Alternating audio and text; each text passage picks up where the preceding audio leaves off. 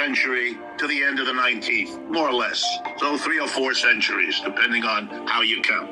And out of the disintegration of the British Empire, literally punctuated by the war, the Independence War that swirled around Boston, right where you are, a part of that empire broke away.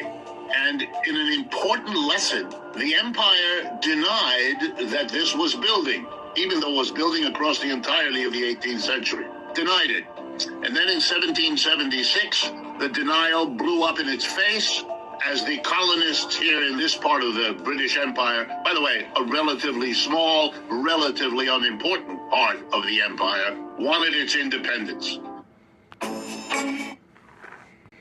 Was fought, which, to the surprise and chagrin of the British Empire and George III sitting on his throne in England, the British lost. Not to be forgetful, let me remind you that in 1812, they tried again, and they lost again.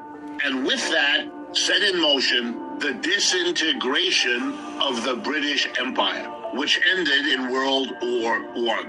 Out of it emerged the American Empire. American capitalism across the 19th century resolved certain key internal contradictions holding them back, most notably the bizarre coexistence in this country of a capitalist Northeast and Midwest and a slave South.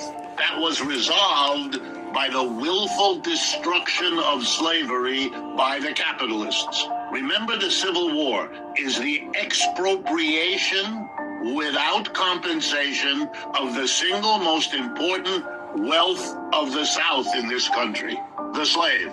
The slave was emancipated and thereby the white master impoverished. A very stark disregard for the sanctity of private property. And capitalism, I'm going to show you, destroyed its competitor with enormous violence, took off. Starting in 1870, the United States capitalism had a century of economic growth. The most amazing thing is if you look at the statistics, crude as they are, especially in the early years, the United States grew uninterruptedly for that century, roughly 1870s to the 1970s. Every decade, real wages of workers were higher than the decade before, even across the Great Depression. Profits grew even faster.